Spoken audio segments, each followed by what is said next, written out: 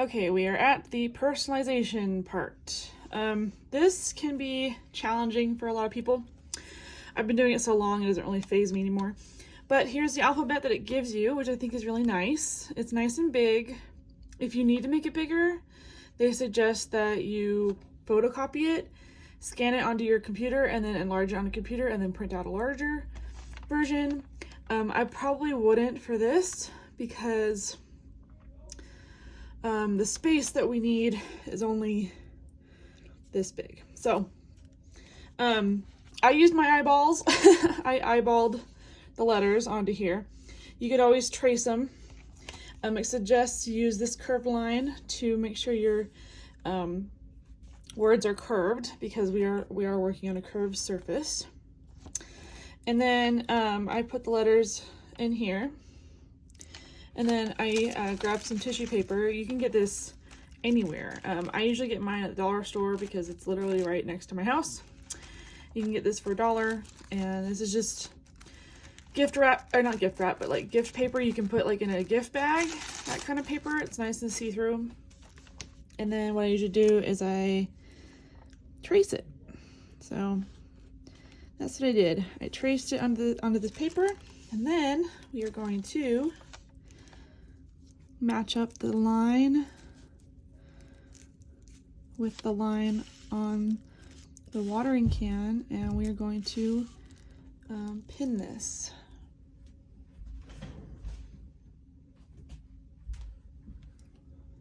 Okay, so line it up the best you can.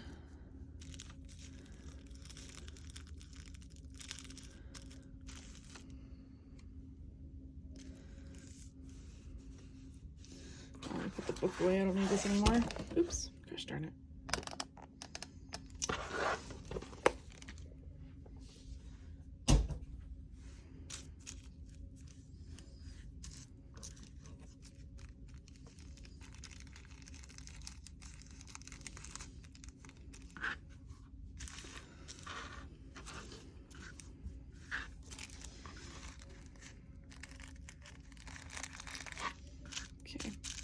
So I think it suggests using 2 strands of dark gray floss and an outline stitch. So that's what it suggests, and that is what's currently on the front. So it's probably what I'm going to be doing. So let me grab some floss real fast. Okay, got my floss.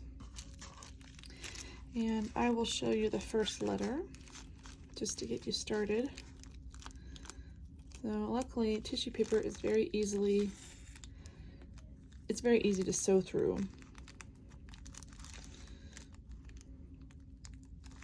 Just make sure you are following the lines. And I've never really had much of an issue using tissue paper. Man, back in the day, many years ago when I started doing these, I used lined paper. I don't recommend using lined paper. Lined paper is thick.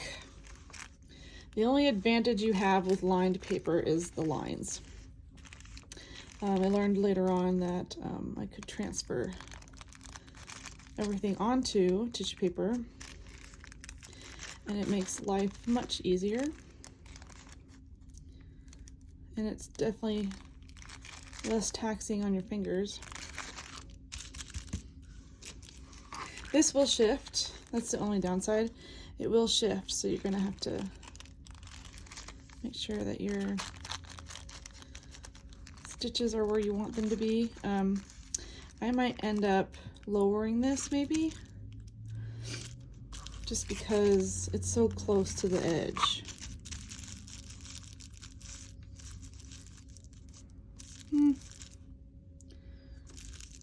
I mean, the whole thing's gonna be close to the edge, so maybe it won't be too bad.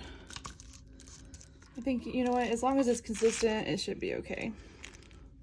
In hindsight, though, I probably should have put it a little further down, but that's okay.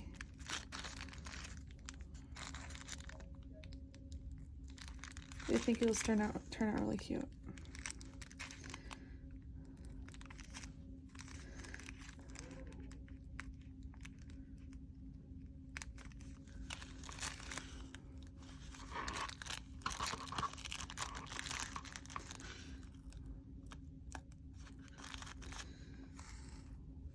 once you have the first letter, it gets easier and easier because then the paper doesn't move as much. First letter is a little bit tricky because the paper likes to move around. So make sure you're constantly straightening it out.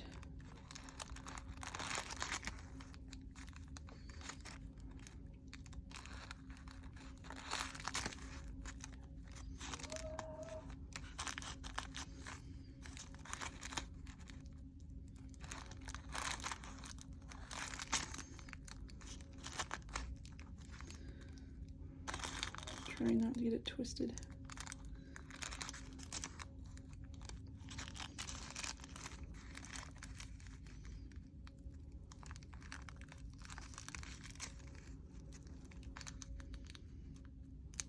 Okay, first letter done. Not too bad. You can always look on the back, make sure everything's okay. I'm gonna keep going. This is gonna take a little bit, but I'm gonna make sure I adjust probably this edge so it doesn't go over the lines. So yeah, we'll see how it's all right. So once you're done, here's the satisfying part. You get to peel this off.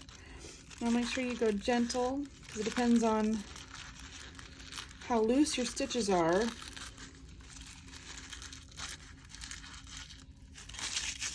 Should be able to pull it off with no problem, but zoom in a little bit. Now I like to take some tweezers and pull out the rest of the paper like this.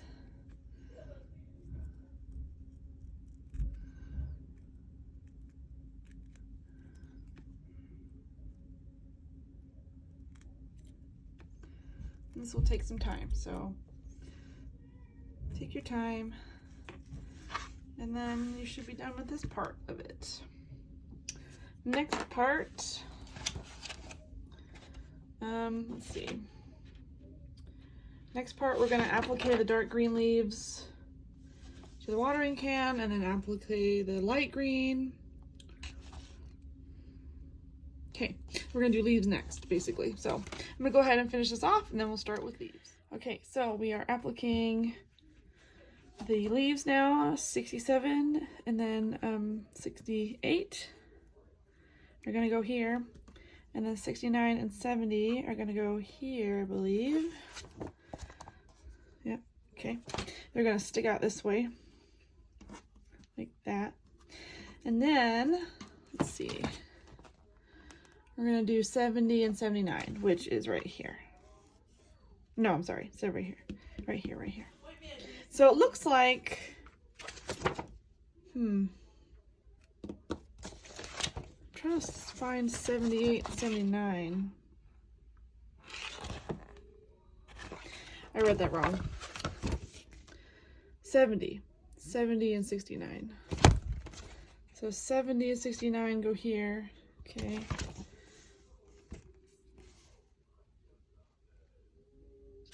All right, and then we're gonna tack the leaf unit onto watering can front. This leaf will overhang watering can shape. 66. Huh. 66. Where are you? 66. Okay, so watering can is 66. Okay. Okay, that was an unnecessary step, I think. I think it's pretty obvious. Okay, so we're going to be putting these leaves together, so I'm not tacking them down yet. So basically it's assembling the leaves, bam, bam, bam, bam, and then we're gonna, as soon as they're assembled, then we're gonna tack them on. Basically, that's what's being described here.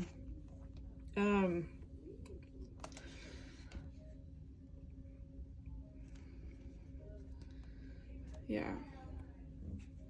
So after we have those done, we're gonna tack down the rest of the daisies. And there's 2 more daisies that fall here and here where the E's are. And then we're gonna tack down the pipe cleaner. All right, so the pipe cleaner I will show you after I'm done doing the leaves and the daisies. So, all right, let's get those done. Okay, here's what the front of the can looks like. We're gonna set that aside, and we're gonna tack down the pipe cleaner. It says tack pipe cleaner here. Pretty obvious, so. Okay. It is a little on the long side, but that's fine.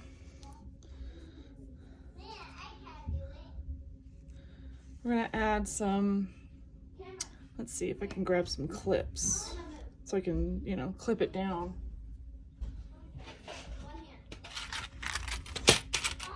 Okay, so I mean, it's not gonna be seen or anything, so it doesn't have to look pretty, but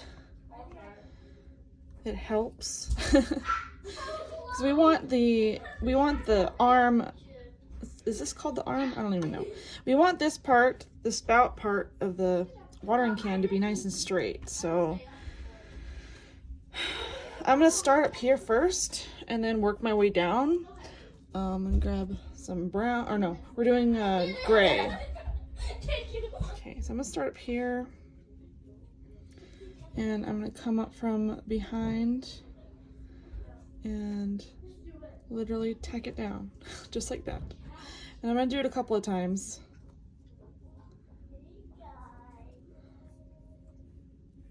And that's literally all you do. We're gonna do this, I don't know, every couple of inches all the way down until it's nice and solid. And then we'll do the next part. Well, I just realized I grabbed the wrong color. I meant to grab the light gray instead of the dark gray. It's not that big of a deal, but I mean, I might just fix this just because it's so dark. So, accidents happen. Luckily, it's not too big of a deal. You can just take them out because tack down stitches are pretty easy. So, I'm gonna redo this. I wanted to point that out. So I'm gonna go ahead and finish, and then we'll do the next step. Okay, we are at the point where we're putting the front on now. It says in the instructions to applique the watering can front to the back, leaving the top edge unstitched. So that's what we're gonna do. And then we're going to applique the spout. It's called the spout arm.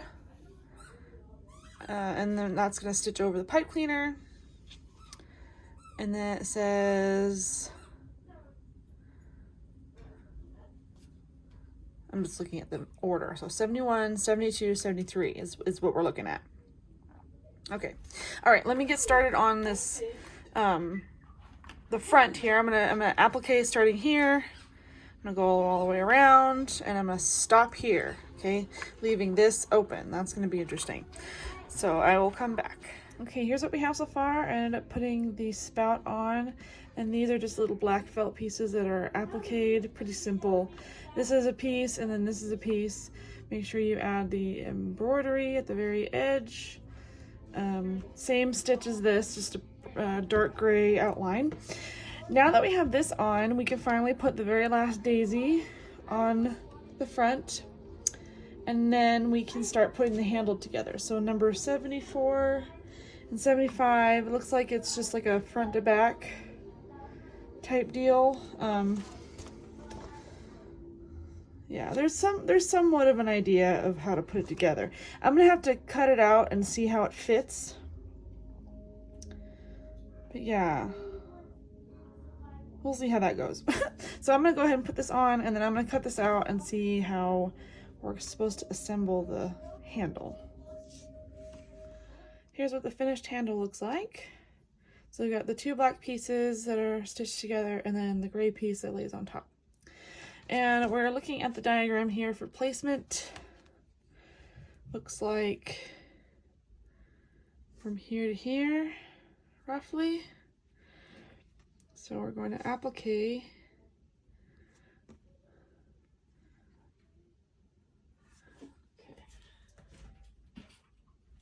some clips,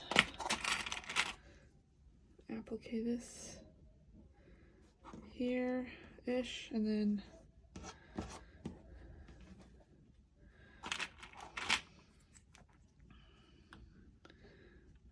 like that. So I kept the tail of this one.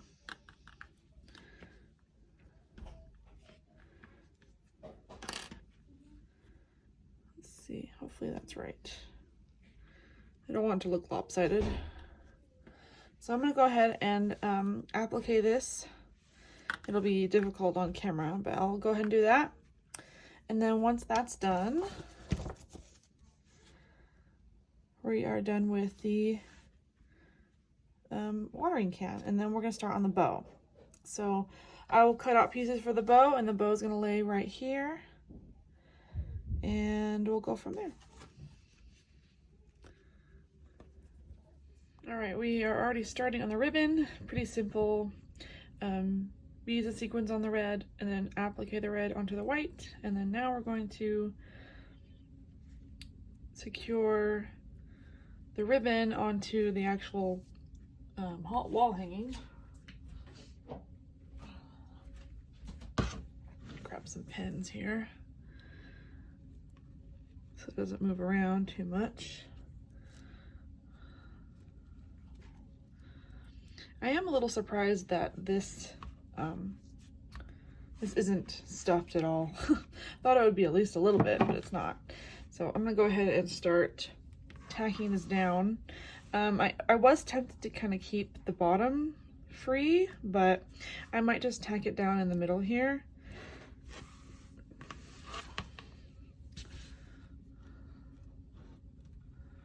So just make sure that your stitches are much farther apart than usual. You should be good. This part's gonna be covered up anyway.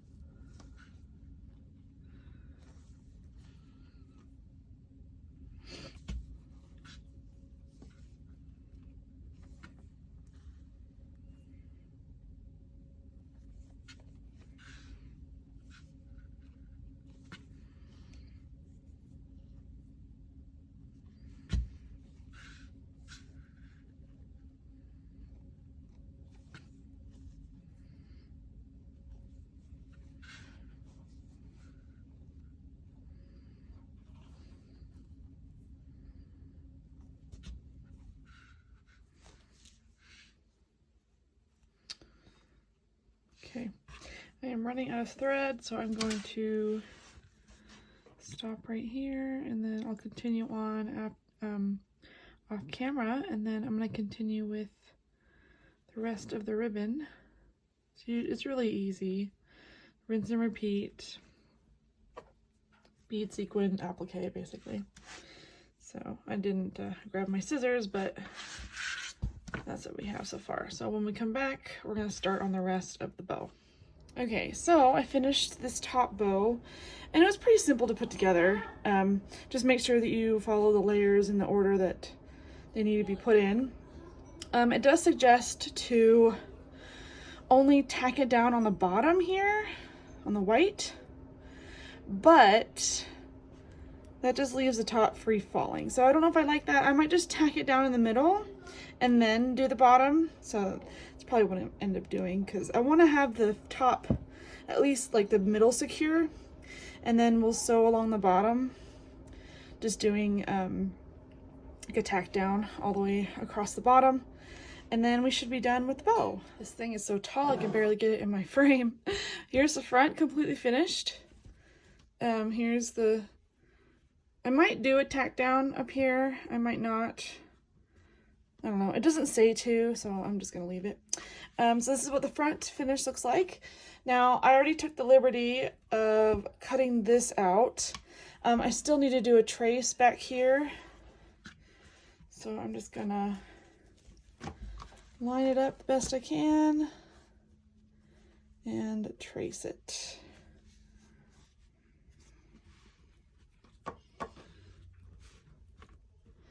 So I'm gonna grab my pencil.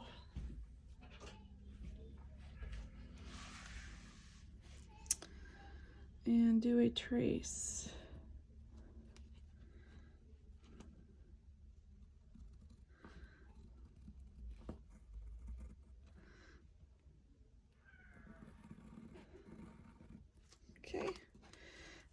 gonna cut this out. All right, I'm gonna go ahead and cut this out. Same concept as the beginning. Just kind of create a place in the middle to cut this out.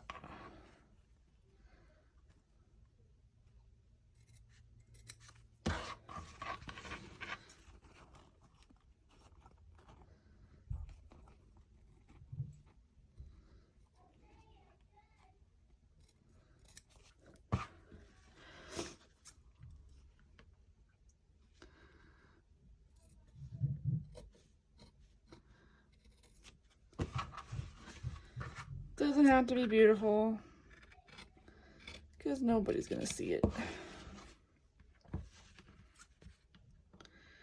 And it's gonna be stitched on anyway. Okay, there we go. All right, next thing we need to do is attach the front to the back like this. So line it up the best you can. And then I have a bunch of clips that I'm going to use, but you could also use pins if you have pins. And I will be doing some trimming, possibly around here. And you can also stretch out your project because it is felt, and felt does stretch.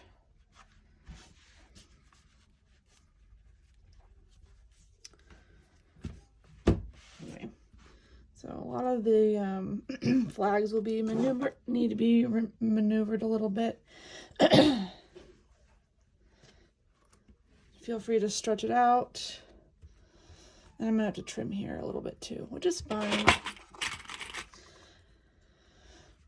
And up here, or I can just stretch it out.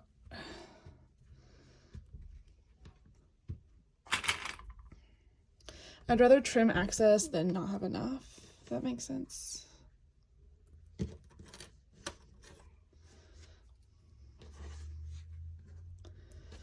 Okay, I'm just gonna do this all the way around. It's gonna be quite a task to embroider all the way around, so I'm probably gonna do it off camera and then show you the final product once it's completed. But since you've done all this work so far, pretty sure you can do a simple applique all the way around.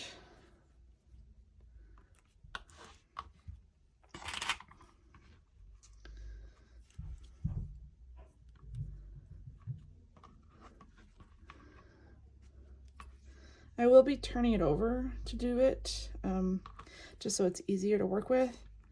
And more likely than not, I will only be using the green and the gray. So I'll do the green for the back here, and then the gray for down here.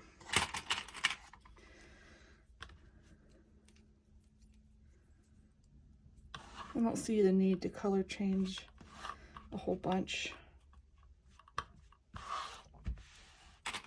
I might need to trim on this side too.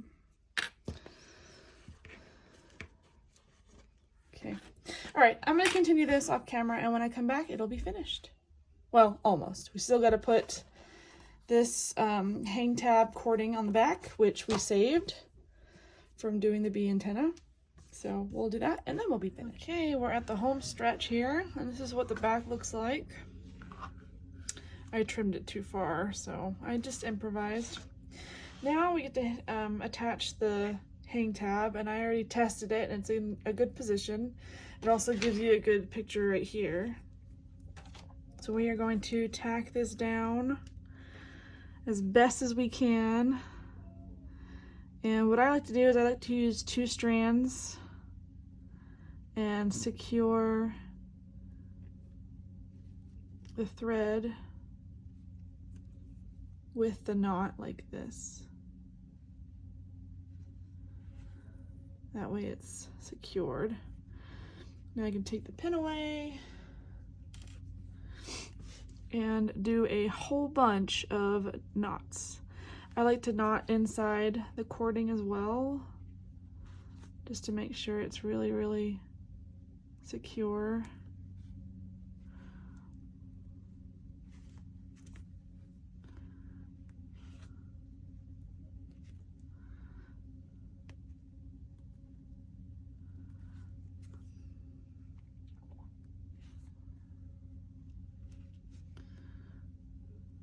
and I'll test it out once I'm done with all these knots. Okay.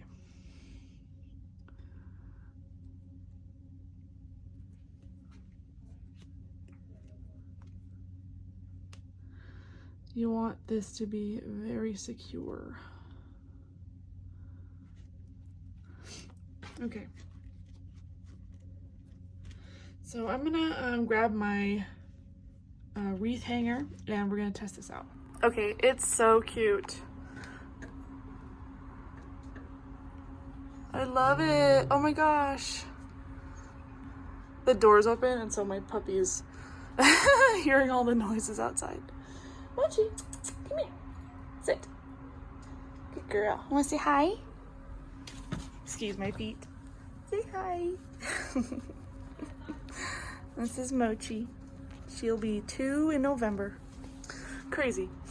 So yeah, I think it turned out so cute. And it's gonna look so cute on my door. For now, I'm probably gonna hang it on the inside because we'll be going out of town for 4th of July weekend, but by the time this posts, it should be on the outside, so super excited to finally have this done. Mochi, shh, shh, shh. Mochi, shh, shh, shh, shh. And it turned out so cute. Let me know in the comments down below if you've made this before and what you think of it. And if I were to give it a rating, I would probably rate it beginner friendly, probably an 8 for beginner friendly. There's only maybe a couple of things that will be difficult for beginners. Some of the instructions can be a little tedious and the assembly can be a little bit confusing sometimes. But overall, I think the project itself is very beginner friendly. And I hope you liked this video. Give it a thumbs up, subscribe if you haven't yet, and I'll see you in my next one.